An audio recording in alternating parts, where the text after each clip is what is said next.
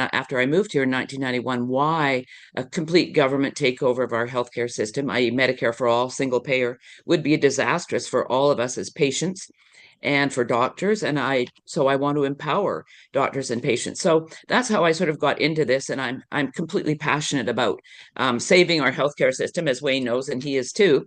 And so back, in April of 2020, COVID, the pandemic started. And by December of 2020, through Operation Warp Speed and Pfizer and Moderna, about 70% of people around the world had received their first vaccination. And the pharmaceutical industry seemed to be like everyone was loving the pharmaceutical industry. But, by August 2022, things had changed. People were becoming skeptical of big pharma, as they call it.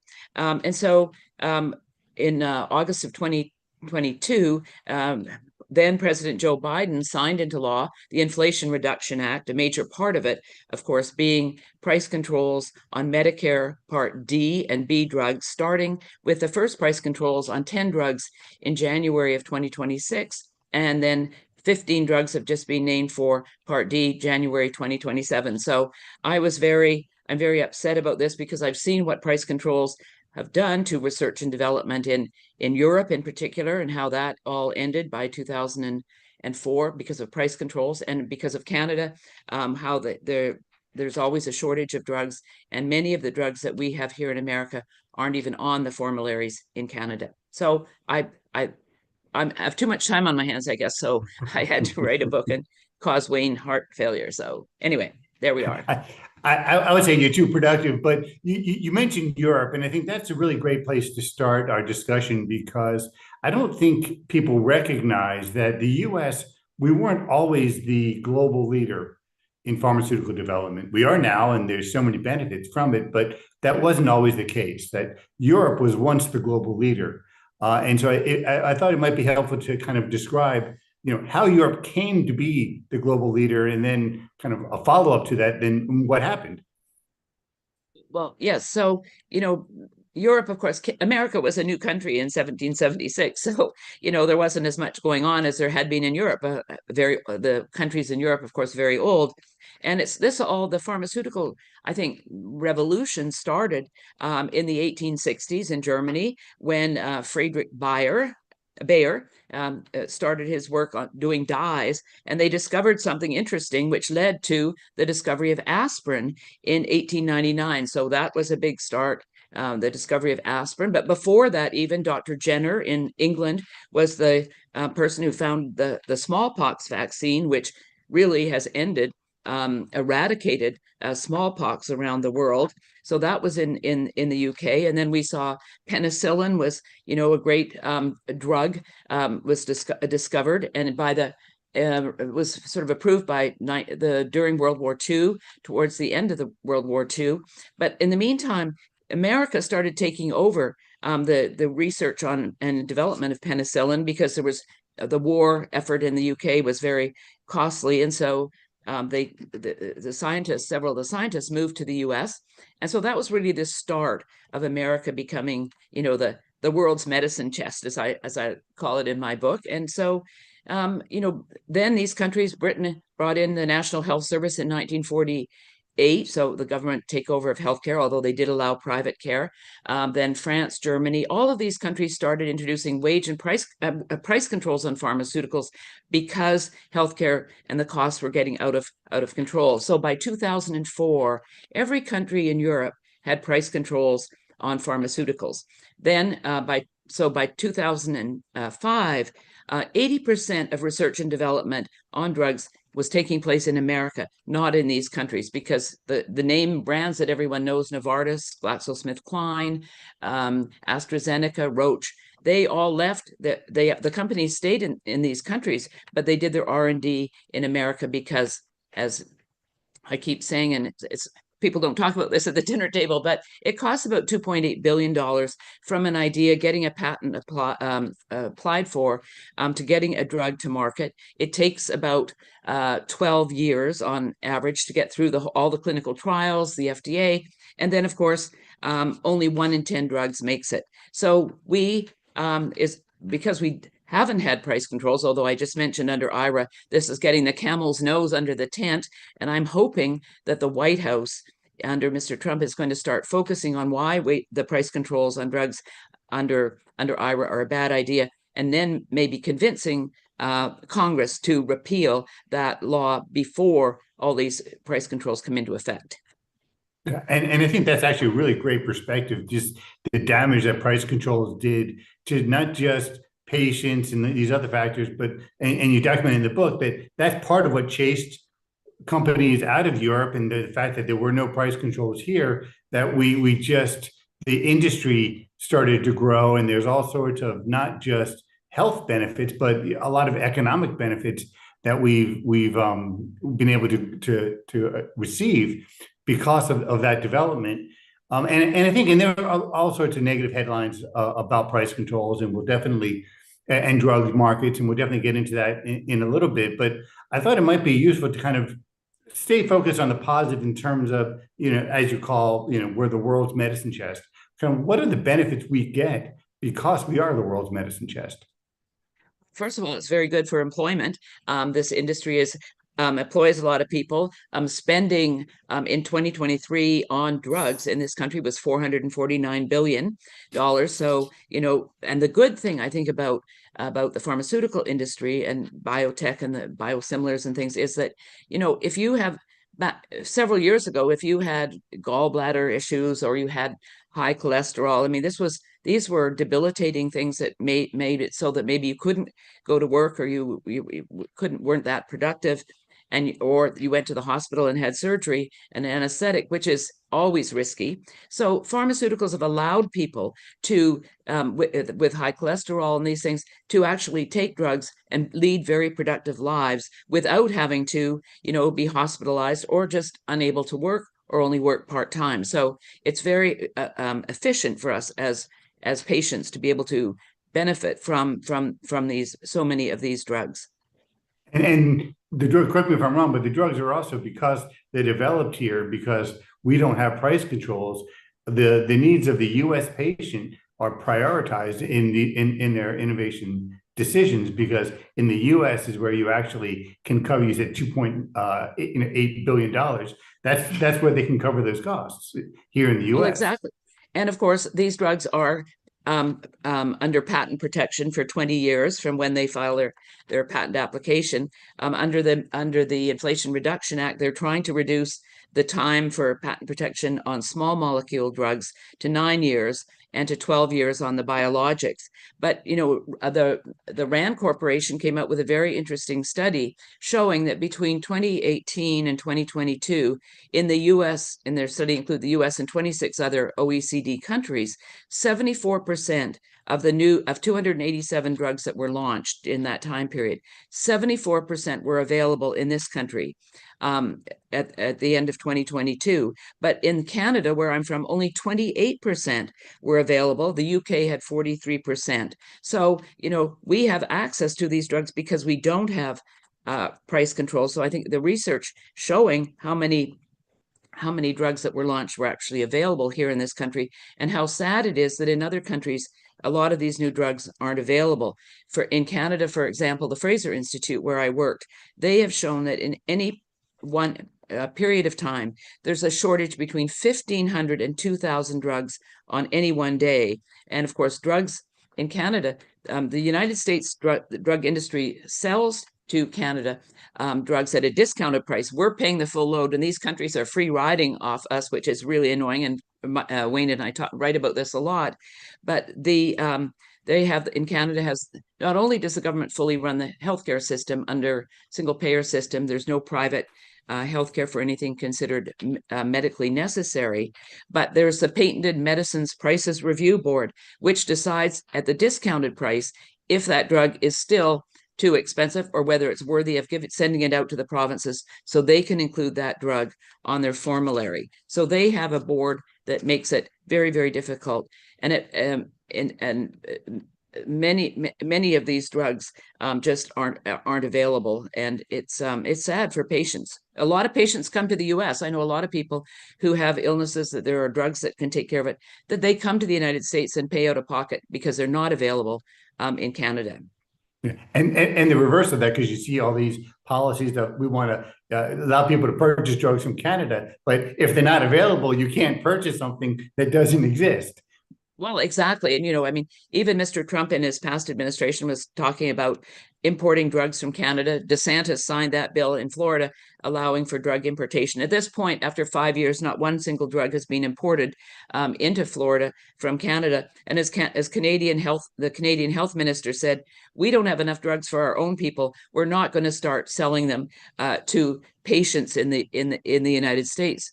So, and just one other point, I mean, the pharmaceutical industry has really been very innovative in illnesses like cancer, dementia, strokes, and healthcare. And I've just been reading recently how there are many new vaccines being researched and developed in this country for ovarian cancer, which is a death knell, for colon cancer, and for breast cancer. So it's very exciting. These are diseases that are, not always life-threatening, but can be. And, if you look at cancer between 91 and 2023, the United States cancer death rate fell by 33%.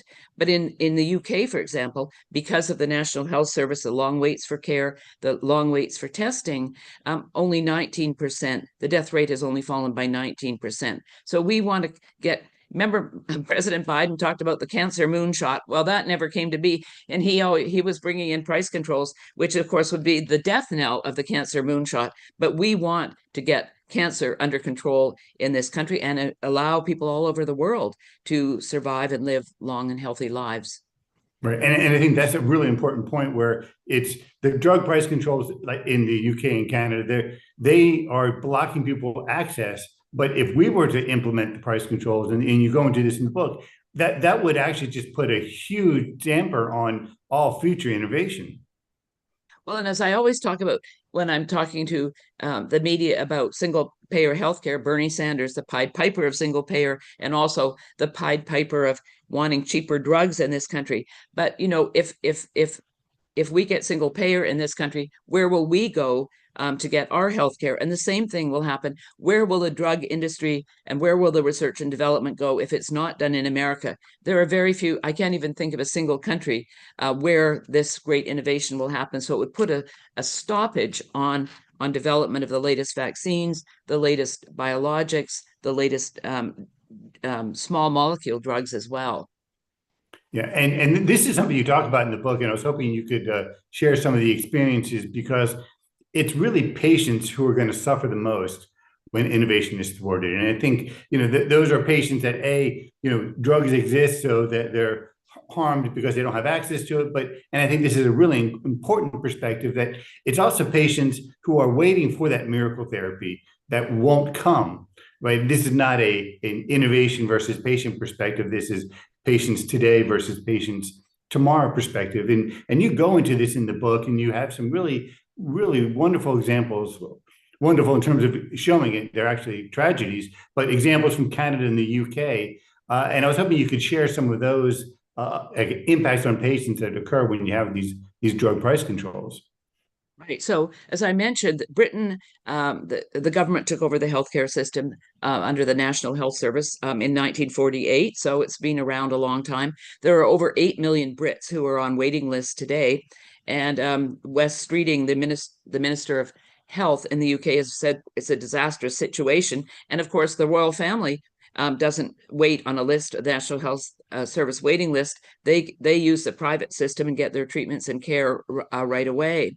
So, of course, in Canada there is no private healthcare. But what I would say is, not only did the UK take over the start the National Health Service in 48, they also in 1999 brought in an organization which Wayne has written a lot about, and its counterpart here in the US. It's called NICE, and it is anything but nice. NICE is the National Institutes for Health and Clinical Excellence. This is an organization in the UK that says, all right, Wayne Winegarden, you're 35 years old and you've been diagnosed with cancer. We think you're worth, the government agency says Wayne Weingarten's worth about $40,000 a year. Of course, he's worth with me more than that. But the cancer drug that he needs is actually would cost $50,000 a year. So NICE would say, in a not very nice way, I'm sorry, Wayne, But we've worked out your quality adjusted life value, and you're not eligible for that drug. And here in America, there's an organization based in Boston called ICER. It is a similar organization that the ICER, they want to get sort of a quality program going here in the United States. And Wayne has done a lot of work showing why this would be a terrible idea. But, if you looking at examples in my book, I talk about Leqembi, which is an Alzheimer's drug. It took a lot longer to get it approved in the UK, and when it finally did, the National Health Service said, "Well, it's still too expensive. We're not going to cover it." My own uncle died from non-Hodgkin's lymphoma in 1999, and his son, who's my cousin, who was a medical doctor, got in touch and said, "Well, what do you know about treatments for NHL?" And so Rituxan was the new drug on the market, and it was proving effective. And so David knew the head of the Cancer Control Agency in Vancouver, and he went to the Cancer Control Agency, said, "Well, can we get Rituxan for my father?" And he said, "Well, I've never heard of it." He spent 2 weeks looking into it and said, "Well, it's just not available. It hasn't been approved for the formulary here. But you could take your dad, drive to Seattle, Washington, cross the border, go to the Fred Hutchinson Cancer Clinic in Seattle, Washington." And of course, it's a problem. You don't want to be driving for 2 hours, waiting at the border, and then, to get treatment. And he was too weak and ill. So sadly, he died from non-Hodgkin's lymphoma and didn't have access to Rituxan. Eventually, Rituxan did make it on the formulary in Canada. But as I mentioned, so many drugs that are available here, only 28% are available in Canada, and we have access to 74%. So there's so many stories about treatments that aren't available to people in countries like England and Canada and Germany and France that we have access to, and we've got to keep this engine alive and well for all of us, because, as I said, where will the R&D go if we have price controls in this country? Wayne and I will be unemployed, and we may not even live as long as we should. Well, and there's something else that's very short-sighted with price controls, and you even have publications by the federal government that document this, where if you spend more on drugs, you actually are going to make savings elsewhere in the healthcare system, and so you can be short-sighted, or penny wise but pound foolish by price controlling drugs, but causing other expenditures to increase. Well, exactly. And people need to understand that. I mean, Senator Sanders gets, well, what he just has stepped down as chairman of the Senate Help Committee, Health, Education, Labor, and Pensions. But if he wasn't on the stump talking about single payer and why we needed it in this country, he was on the stump saying, "You people are being taken to the cleaners with the price of drugs." And he'd say, "Well, Eliquis, the Bristol Myers Squibb Pfizer drug for blood clots," he would say, "Well, that's $690 a month, and that's absolutely ridiculous." Of course, he's talking about list price, and we can talk about this later, the role of PBMs, but most people don't pay the list price, they pay the net price. And 90% of American drugs consumed are generics. Those are drugs that are off patent, that can be copied, complete copy, and very, very inexpensive. Right. Oh, yeah. The average price of a generic is about $20. Yeah. So for most medicines purchased are affordable. It's the kind of the tails that are actually impacting people. I think it's actually a great time to go into you talking about pharmacy benefit managers, because the people who are there is something wrong with our drug pricing system, I guess is the way to put it. And so, yeah, maybe you can kind of go into what is happening. Why are some people so worried about drug price costs? Well, Wayne, you are the PBM expert, and I'm just your understudy. But I mean, how many people talk about PBMs at the dinner table? Very few. PBMs are pharmaceutical benefit managers. They're middlemen, just like the health insurers are middlemen between patients and doctors. PBMs are the middlemen in the pharmaceutical industry. PBMs negotiate the price, the net price for a drug between a health insurer and a pharmaceutical manufacturer. And so the PBMs want to keep the rebates, they want to keep the list price high. So they want the rebates and discounts to be small, so that the price, that the net price is higher. And so as a result, when the price is higher, the PBMs, the middlemen, and the insurer make a lot more money And the benefits from these negotiations should be going to the patient when the patient goes to the drugstore to get their drugs. So there's actually bipartisan support in Congress and here in California on PBM reform. I think there should be a set price for the PBMs to get, rather than allowing them to do spread pricing and all kinds of evil things that keep the discount and the rebate going to the patient. So there, as I say, there is interest in this.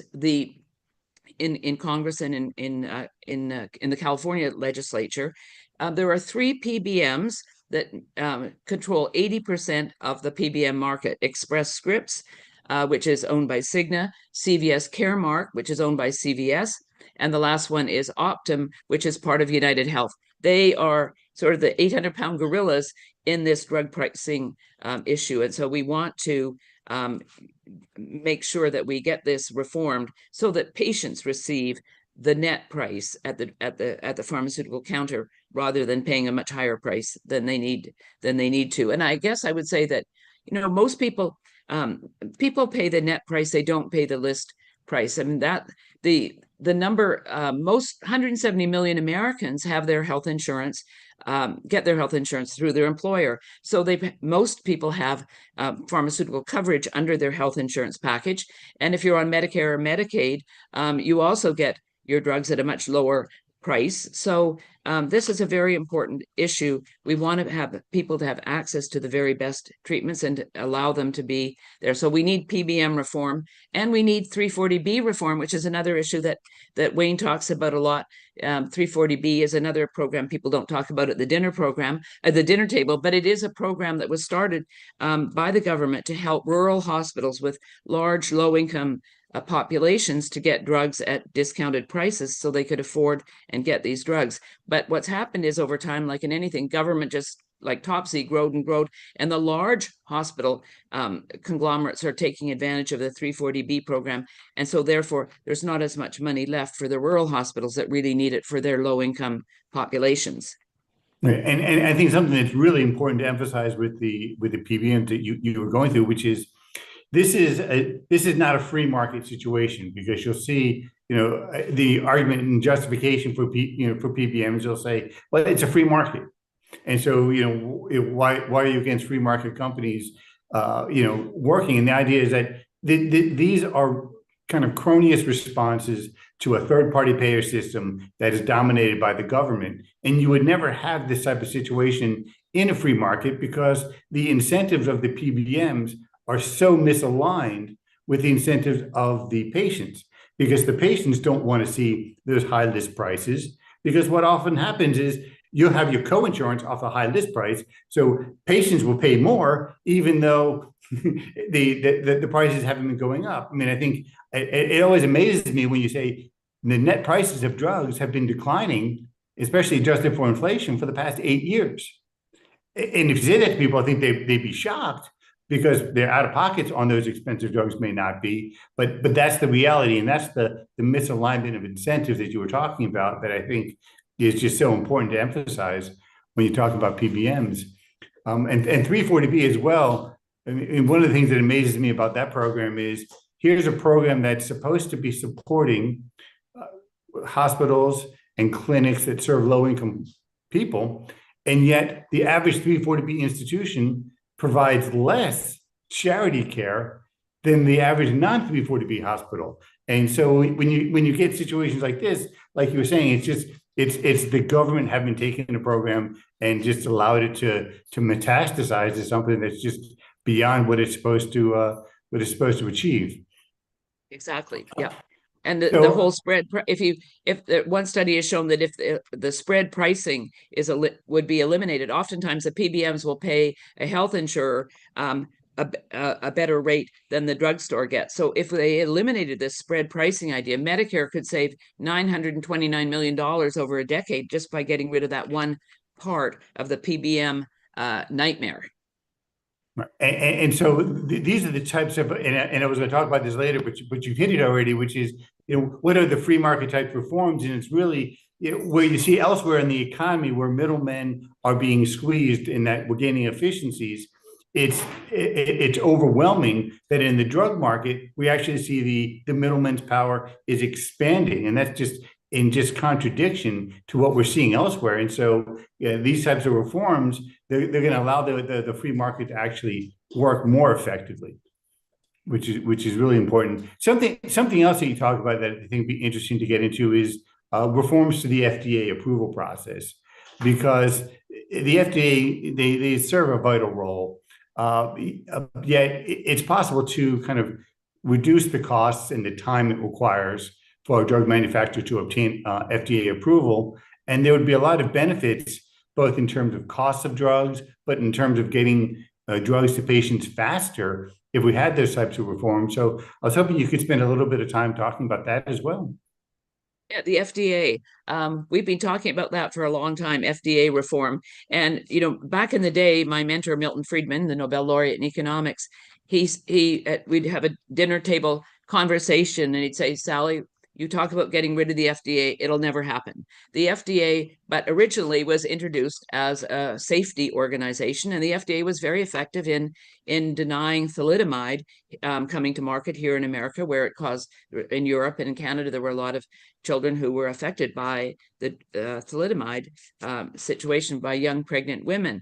But he said the problem with the FDA is it moved away from safety to including effectiveness or efficacy. And so, this has really made it very difficult. And as I say, 1 in 10 drugs makes it through the whole trial process, and it takes about 12 years. So, Wayne, as you know, the 21st Century Cures Act, which you wrote a lot about back in 2016, which was passed, it called on the FDA to expedite and modernize the review process and to harness real world evidence and give special attention to innovative and emerging areas of drug research and regenerative medicine. I'm keeping my fingers crossed that Marty Makary is confirmed as he's been nominated, confirmed as head of the FDA. He's a Johns Hopkins doctor, and he's very good on these things, and he can work to get the process streamlined. There are way too many people. I mean, Mr. Musk and the Doge has said the FDA and the CDC have way too many employees, but Makary could really work to make permanent the accelerated approval pathway, which was passed so that people who are in terminal situations and they're not going to survive, and there are some new drugs under review. They haven't been approved by the FDA, but they could prove they've shown clinical benefit, and so these people that are very, very ill would be allowed to use these drugs that are part of the accelerated approval pathway. And I'm hoping that he will make that permanent, so that some people that are terminally ill will be able to get access to drugs that aren't approved yet by the FDA, but will allow them to live longer and one would hope healthier lives. Right. So the FDA definitely, I mean, so many of us have been writing about the FDA and the problems it causes, but it is a huge, giant bureaucracy in Washington, D.C. So I'd like to dig in a little bit you were talking about the safety versus efficacy. And I think that's worth emphasizing, because that could significantly speed up the approval process. So would the standard then just be, as long as it's safe, that the drug can then be prescribed and allow clinicians to see what its effectiveness is in actual usage? Is that the thinking? I think that is it. And as we saw, as I said, the COVID pandemic was sort of declared in April of 2020, and Operation Warp Speed, we were able to get the Pfizer Moderna vaccines, to market, so that 70% of people around the world had access to the first vaccine. If these vaccines had gone through the normal approval process, we still might not have approval of these drugs, which really helped control the pandemic. Of course, Wayne, you and I are against mandating that people have to have vaccines and making it so you couldn't get on a plane or go to this country if you didn't have your vaccine card with you, which was absolutely ridiculous. But we want to keep the market open, but we want to have access to these new vaccines and drugs and if let people make their own decisions about whether they want to use them or not. But we've certainly seen Robert Kennedy Jr. was confirmed as Secretary of HHS. It's going to be interesting to see. I think he's reneging on some of the promises he made to Senator Bill Cassidy on vaccinations. But if you read the news, top story every morning is that, measles, there's an outbreak of measles in West Texas, and there are 124 cases. The first young child just died from measles. And most of these kids who've come down with measles are those who are unvaccinated or they don't know. But one thing we do know is that a lot of mothers have been listening to Robert Kennedy Jr. On the stump saying vaccinations are bad and we need to ban them. Well, they take that into their heart and say, well, I'm not going to get my child vaccinated for measles, mumps, chickenpox, smallpox, polio. Though many of those diseases which were eradicated, we don't want these diseases to come back. And so I think we need to educate the American public on why these drugs, why these illnesses were eradicated, and why we need to keep them out of our country.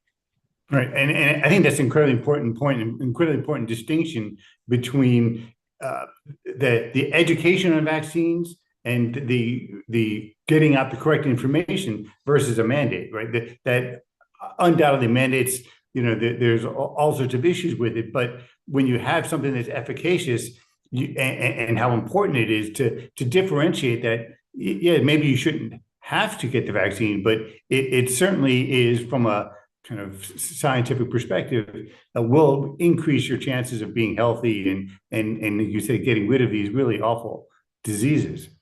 I mean, if you look at a condition called shingles, which affects mainly older people, but Wayne, you had shingles. And so Milton Friedman had shingles. This was before GSK's first shingle shot. And he said he had the worst pain he'd ever had in his whole life was the pain he had when he had shingles. And so now there is a two-part vaccination for shingles. I've had it. I think most people have. It is a very terrible, painful disease. And my own uncle in Canada, the one who died of non-Hodgkin's lymphoma, I mean, he came down with shingles and was left blind in one eye. The vaccine was not available at that time. And it's a terrible disease. So, it's fine for people to say, shingles, I'd rather not have the vaccination. Well, for those people who've had shingles, they would definitely say the vaccine is worth it. Yeah, I was actually lucky. It almost hit one of my eyes, which would have been very problematic. And I was actually because of my case, I know at least a half dozen people who went out right away and got their shingles vaccine because they didn't want to go through what I was going through. Right. And when we couldn't afford for you to lose one of your eyes, you'd only be able to do half the work that you do for PRI every day of the week. So I guess with that, Tim, I'd like to ask if there's any questions from the audience. Okay, let me. We have one good question here, which I think is a very interesting one. So, beyond the economic benefits, pharma companies make so many life-saving and life-extending therapies. And so the question here is, in your view, and maybe this is more of a kind of a public relations question, why are they so hated by Hollywood and the media and politicians, given that they do such good?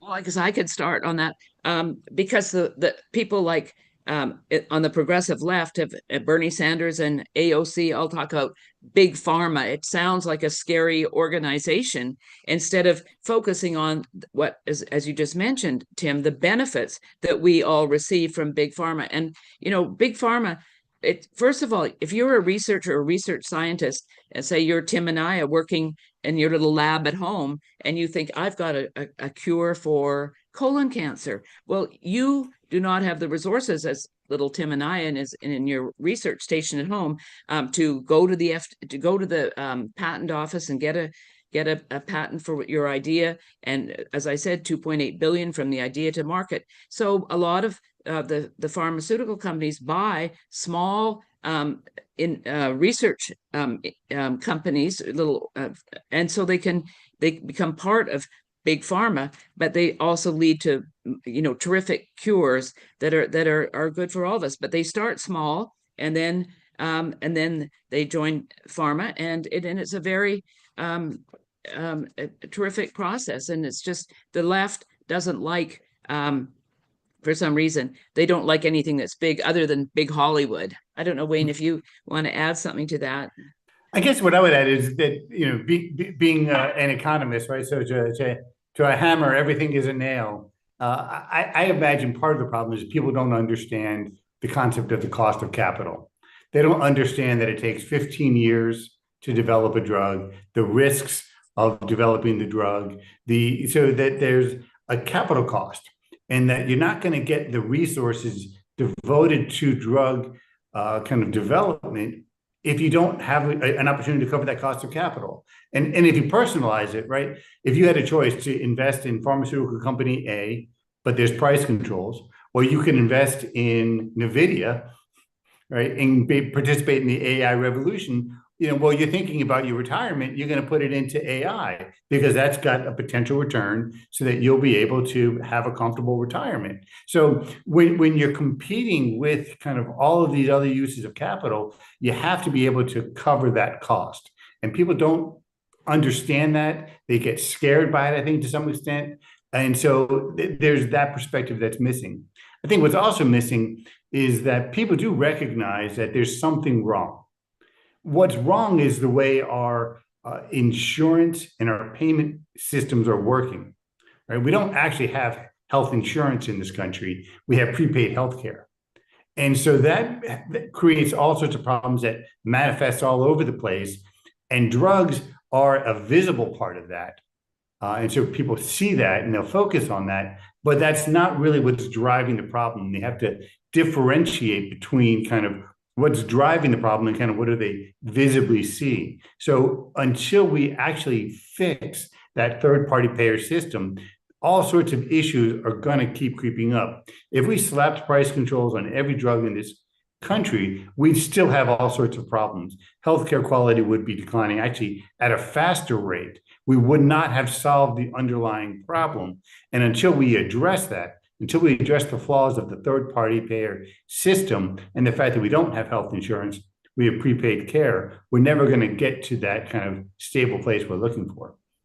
Well, and the government got us into this mess during World War II when wage and price controls were in. Employers couldn't hire people, so one of the things was the federal government allowed them to provide health insurance, and that's a tax benefit. Of course, we get lower wages if we get health insurance through our employer, but really we don't get our car insurance, our life insurance, our long-term care coverage through the government, and we shouldn't through the government. We shouldn't be getting our health insurance through our employer, but that's an issue for another day. And people get mad at me when I talk about it, but really because they think, well, I like my health coverage, and I like my drug coverage that I have from my health insurance. But basically, this has really caused a distortion in the market, and we have middlemen between patients and doctors, and we have middlemen in the pharmaceutical industry as well. And middlemen raise the price and reduce the quality and quantity of care that we can receive.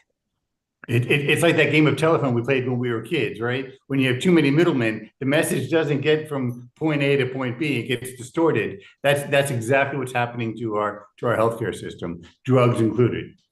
Yeah. Well, on Sally's point, PRI does a healthcare satisfaction survey every year. And if you go to pacificresearch.org, you can check out our most recent poll, which came out in the fall. And to her point, routinely, it's something like around 90% of Americans, when we ask, they're satisfied with their current health coverage. And if you tell them, if they say at 60% they like the idea of single payer healthcare, and then you say, well, you're going to have to pay much higher taxes. I mean, the average Canadian, while there is no private coverage, pays $17,717 a year in hidden taxes for coverage where you are on a waiting list and denied treatment. So when they're told that, then the support for single payer goes way down to the low 30% range, because they think, oh, single payer, it's free. but somebody has to pay for it, and government doesn't have the money, doesn't have money. We, the taxpayer, pay for these programs. That's right. And a reminder to our listeners, if you have any questions, please put them in the Zoom Q&A function and I will ask them for you. Wayne, I was wondering if you could follow up on your point that you were making about, they don't see really the value that goes into all of the innovation and the research and development. I wonder if it's the average person doesn't see that the drug maker is the innovator. They think the government's doing all of this research. So could you talk about distinguish? I know it's something you've written and we've talked about in the past, kind of the difference between what research is the government doing into these life-saving cares and what really are, why are, drug companies really the life-saving innovators here? Right. I mean, that comes from a talking point. And it was actually, I think, a very effective talking point because it persists. I mean, absolutely, there's a public good, right? Basic research is a public good. And that's what NIH conducts, right? Through the government, we do very important basic research. And that's what they should be doing. That's their role. Now, there's been all sorts of legislation, Sally can speak to these very well, that has enabled the private sector to take that basic research that the government produces and create innovative drugs that actually help us. And before the Bayh-Dole Act, right, you weren't getting that basic research wasn't being used because the property rights were uncertain and there were still large amounts of capital costs that the private sector had to put into it in order to create these ideas, these basic scientific ideas, and turn them into medicines. And every year, the private sector pharmaceutical industry and biopharmaceutical industry, they have 8 to 10 times the amount of money invested in R&D research compared to how much the government is spending on basic research. So this idea that it's the government that funds it is just patently false. The government is doing what it's supposed to do, right? It is doing basic research, but it takes 8, 10 times as much money every year that the private sector is putting into it in order to take those concepts and then turn them into medicines that help patients. And we have, from historical experience, we know that without that process, without the incentives for the private sector to make those investments, those great ideas don't go anywhere. They don't actually help anyone. It's the whole, if a tree falls in the wood and nobody hears it, that old adage. That's what's happening without the incentives for the private sector to fund it. But they do the lion's share of the work that turns it into medicines. There's just no doubt about that.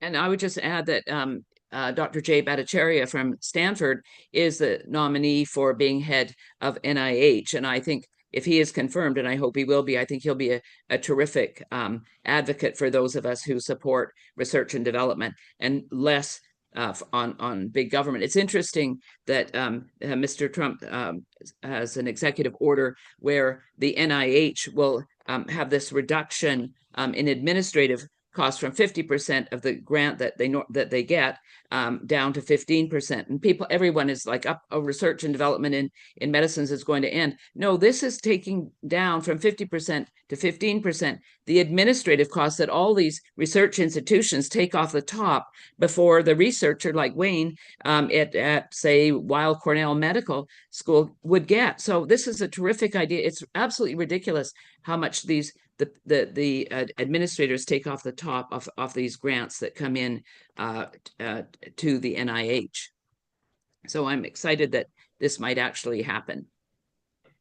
Give more money to the researchers and less to government bureaucrats. That's right. So I have two kind of similar questions that I'm going to combine into one, and I think it's a good question kind of in our discussion on. So we had a question come in about, obviously, right, we're spending 45 minutes to an hour talking through these things. Sally just wrote a whole book on these topics.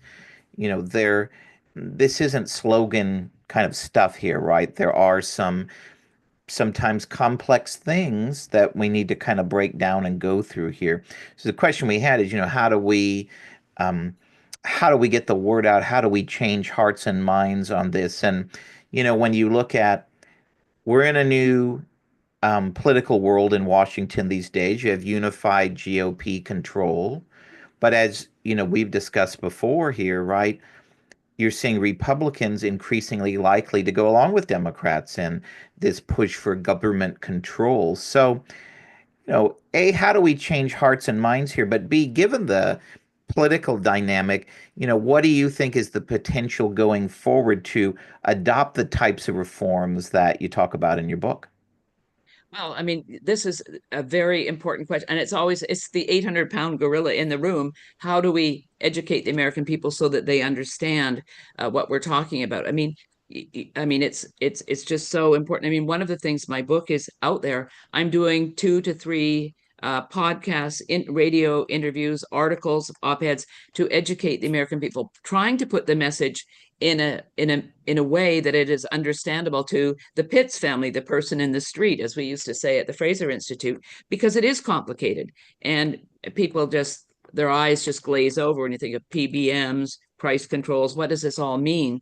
And so it's very, very important that we reach out through all kinds of media, um, um, media in order to educate the American people on these issues. And as you say, I mean, the Republicans have control of the 3 parts of the president, the House and the Senate, the House and Senate, small majorities. But, I mean, I'm concerned. I mean, is the White House going to actually band together and say we need to get rid of the price controls under Medicare Parts B and D and B, and actually then make the message to Congress? Because right now I'm not hearing anything out of the White House on that. And if the White House doesn't push it to the Senate and the House, is anything going to happen? And before you know it, we'll have these price controls in January 2026, 2027, going right through to 2029. And then, well, we have price controls on these. There will be less new drugs. We might as well do it on all drugs, just like happened in Europe, and how they lost their research and development innovation in those countries because of price controls. Wayne, do you have any thoughts on that as we close? Well, I think Sally's, what she said is 100% correct. I'd say read her book as well. But I guess I would also add, my dissertation professor many decades ago, he said to me that there's no response if somebody says your writing is unclear. Because if they don't understand it, you can't say, no, you do understand it. And so I think part of it is we need to take that feedback, that if people aren't getting the message, and it's incumbent upon us to, well, how do we explain this in a manner that's more straightforward, that's simpler, that gets the message across, that makes people understand that innovation is talking about patients and explaining that, and the empathy of living with somebody. If somebody is living with pancreatic cancer and their family is dealing with that, when you talk about innovation, that's what you're talking about. You're not talking about a scientist in the lab or some fat cat pharmaceutical executive, and that's what Bernie Sanders wants to talk about. But what you're really talking about is the patient who is living with this untreated disease that's terminal. And how can we, if we can't get in in time to save them, how can we save the next generation to stop that type of carnage? And I think reframing it so that people understand that that's what we're talking about is an important first step. I mean, it's like we've had this discussion many times before, trying to break down these issues. Tim, because history doesn't repeat itself. It's the same damn thing over and over again, and we have to keep hammering away at it. That's right. Well, we're thrilled you're continuing to hammer away at it and travel the country and go on all these shows and educate people why these government healthcare mandates and government healthcare policies are so bad for patients, and why the free market is the way to go forward. So, Sally, thank you. Wayne, thank you. And thank you to all of our viewers for tuning in today. And we invite you, go to pacificresearch.org/events. Check out our upcoming events. We have our dinner with Gordon Chang in San Diego next week. There's still a few tickets available, so we'd love for you to join us for that. We have our big Napa Valley retreat, April 4, 5, and 6, headlined by Steve Forbes. We'd love to see you there. And we hope you'll join us for our next webinar, which is going to be on Wednesday, March 12th. It's going to be a look at the Southern California wildfires and how policy reforms can help the communities rebuild faster. We're going to have a very interesting discussion on insurance, on environmental policy, and we're going to learn the lessons from Maui and hope that our friends in Southern California can avoid the tragedies made worse by bad policy that those communities affected by the wildfires there have gone through. So sign up for